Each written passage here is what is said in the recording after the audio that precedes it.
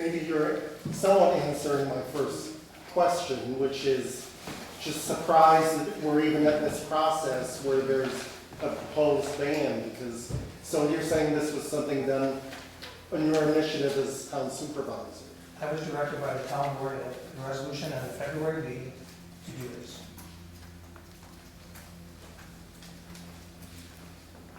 Yes, sir. What changed from last year to this year that made the board change their mind to draft this proposition? Well, I was on the board last year, and I voted for the resolution at that time. And when I was in the minority, and I voted for it again this time, and I was in the majority. There are other board members are different, and apparently we had enough votes this time to have it go forward. Okay, I guess my second question is the lady that was standing up. Was part of your platform for running for your seat part of the dealing with the ban and supporting that? Yes, it was. Then I think you've already made up your mind on what the ban should be already.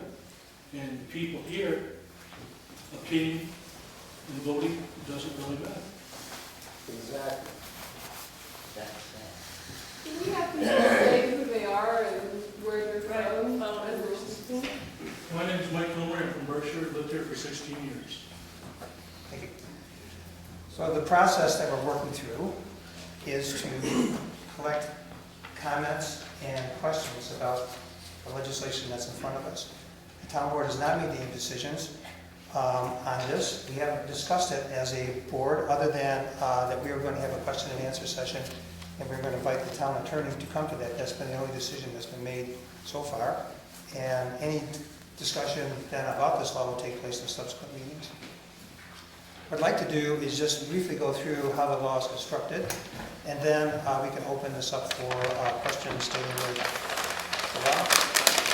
As you will notice, this is the same slide I had for the gas moratorium local law, because the law is constructed in a very similar way.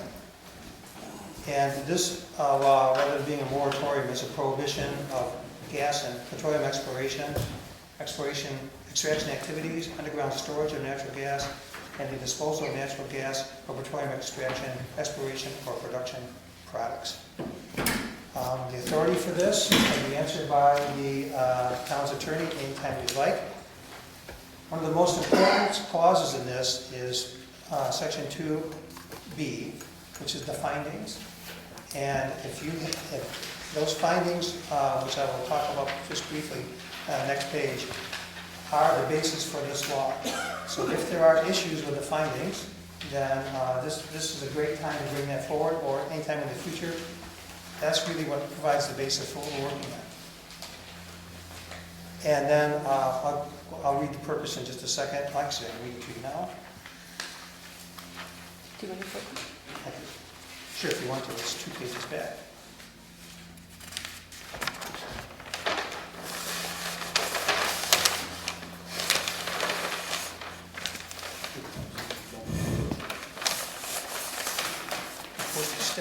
So the purpose is to take proactive steps to protect and preserve the quality of the town's air, water, historic places, and other assets, and to protect and promote the health, safety, and welfare of the town and its present and future residents.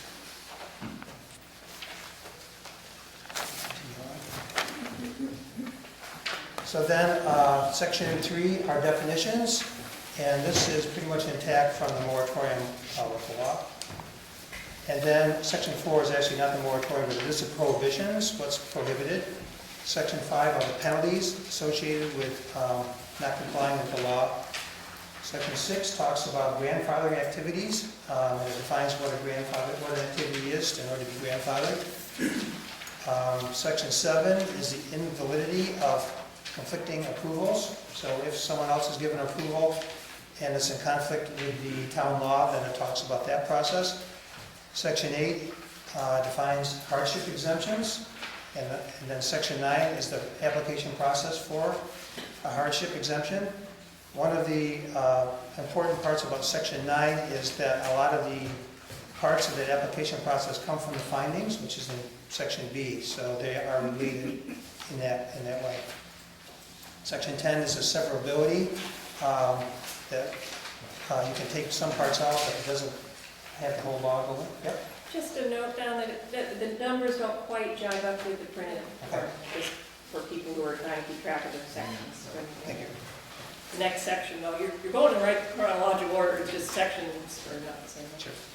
And then the last is superseding and intent and effect. I don't think that's in there, right?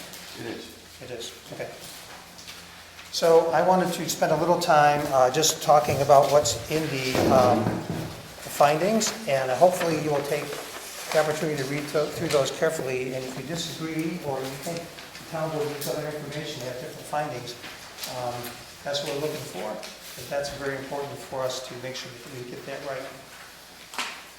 So finding number 1 is a community description. Number 2 talks about aquifers as a source for water. Number 3 talks about critical environmental areas. Number 4, the aesthetics. Number 5, potential effects of gas extraction. Number 6, roads and traffic. 7, air pollution. 8, noise and light. 9, public health. 10, waste disposal. 11, pipelines. 12, heavy industry, and then 13 is legal precedent. You know about that part?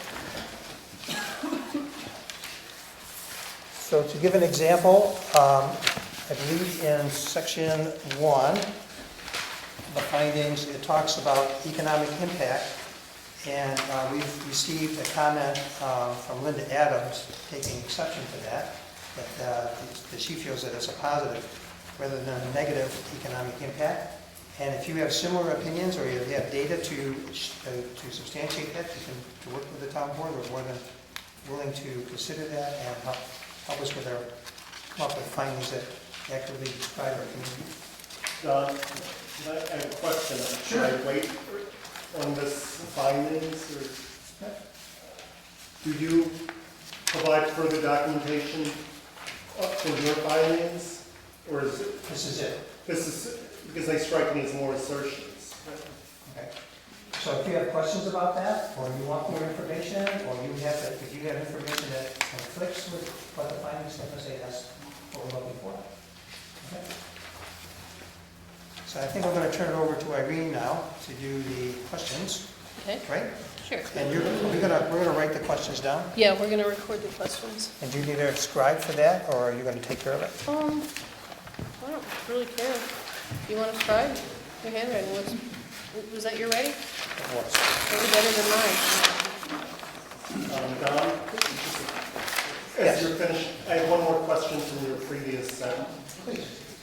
You said that this was done by a pro bono attorney. Yes. Can you say who the pro bono attorney is? Sure. It's the Some Community Environmental Defense credentials and Council, so- and it is I'm sorry. Community Environmental Defense Council, and this is Helen and David Sledge. And their credentials for drafting this, or what did they? Well, I will tell you that they drafted the moratorium local law that we put together. I asked our town's attorney, Guy Crow, I said, the town is like to have a moratorium to review.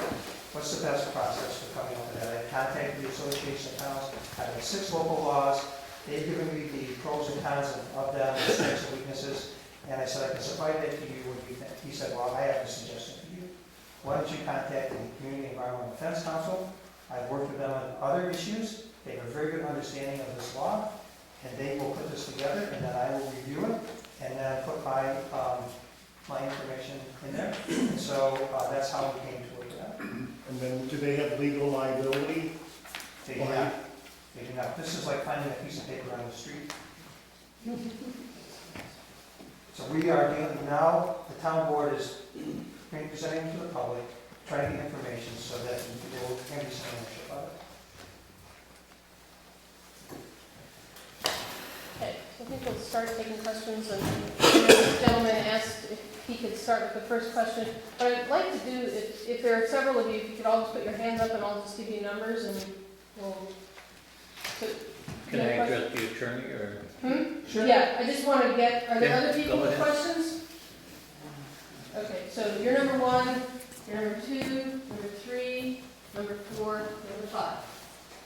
Okay. Go ahead, number one. Fire away. My lease expired the 22nd of this month, and I was just wondering if there's a follow-up on my part that I should consider.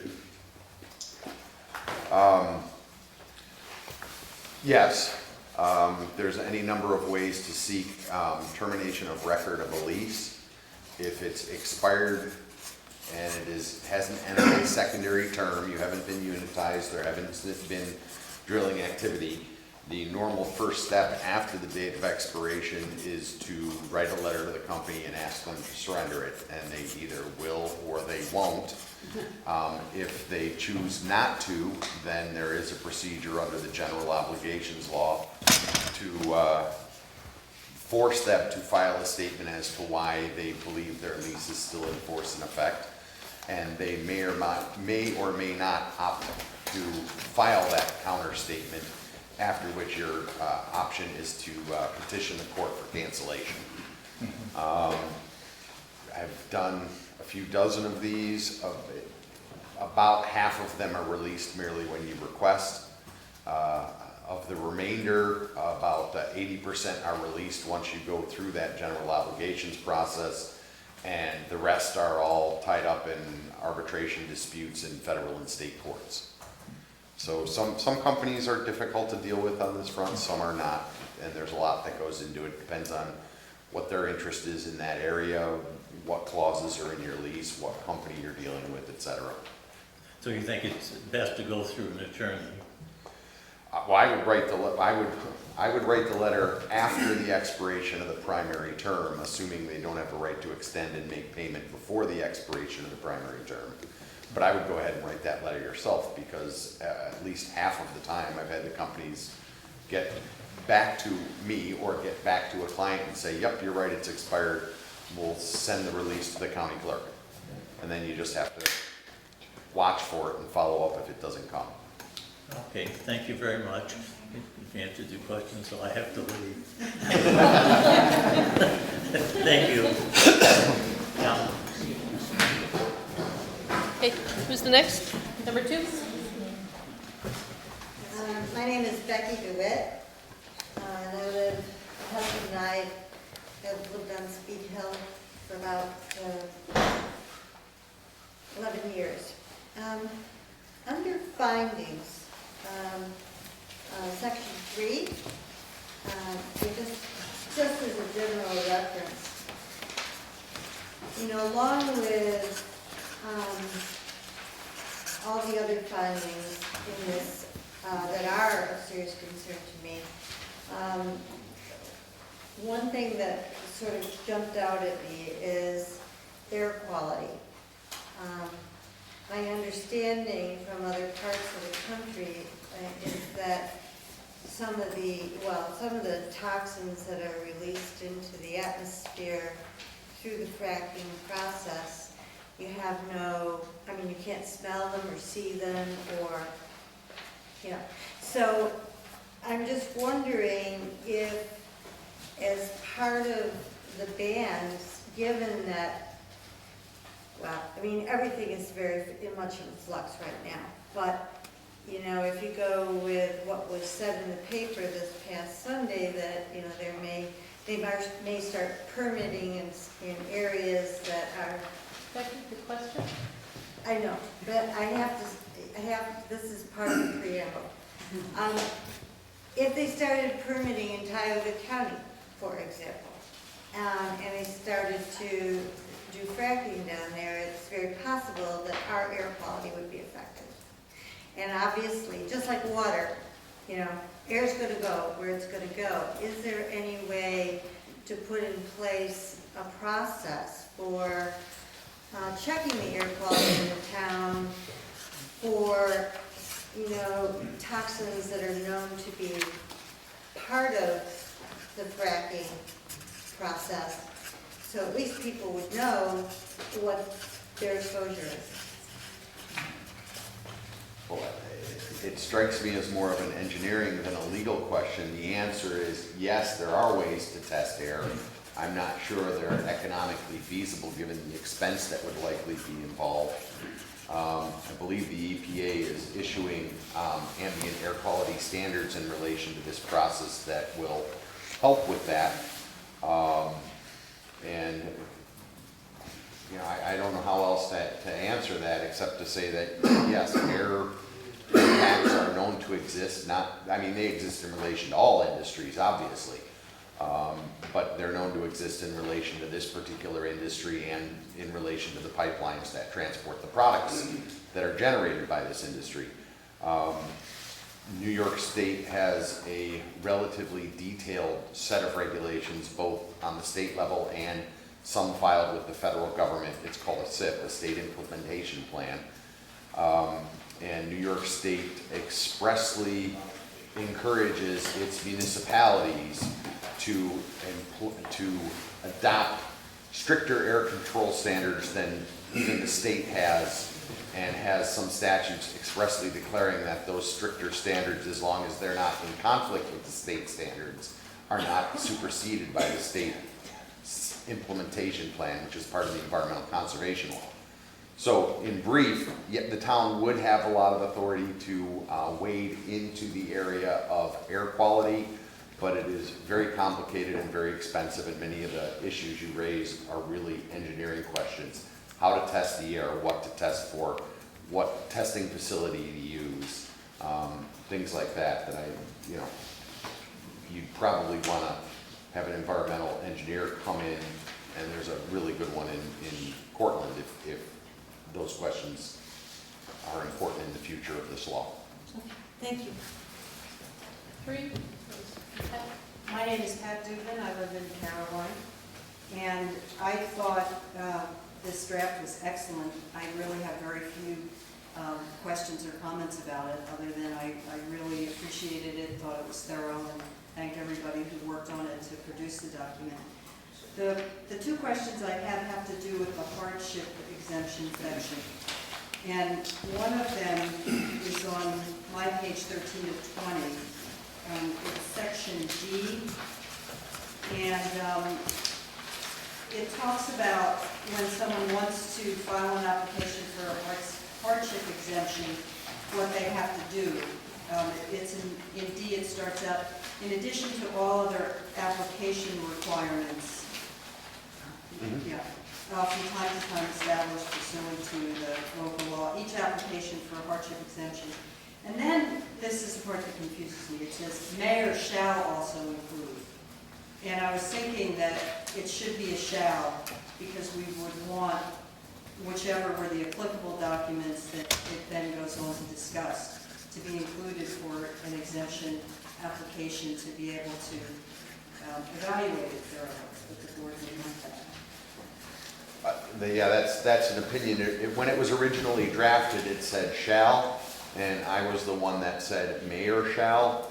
And the reason is that the determination of whether a hardship exemption or under town law, if you were dealing with traditional zoning as opposed to a police power land use regulation, this type of exemption would be covered by what's called a use variance. And the 4 standards that are in this law, it can't be a self-created hardship, it can't substantially alter the character of the community. Those 4 standards, those are the last 2 listed, are straight out of section 267B of the law, and the definitions that are incorporated afterwards to further define what that terminology means is based largely and almost exclusively on what the New York State Court of Appeals has interpreted that terminology in section 267B to mean. So you're really dealing with an exception to a land use law that's akin to a use variance. And my concern, legally speaking, and why I put may in, is because some of what's required in the further sections of D are well outside of the normal scope of what would be required for a use variance, and they may be utterly inapplicable to a particular piece of land. If a piece of land is located on a state highway, then some of the traffic reports wouldn't be necessary because there wouldn't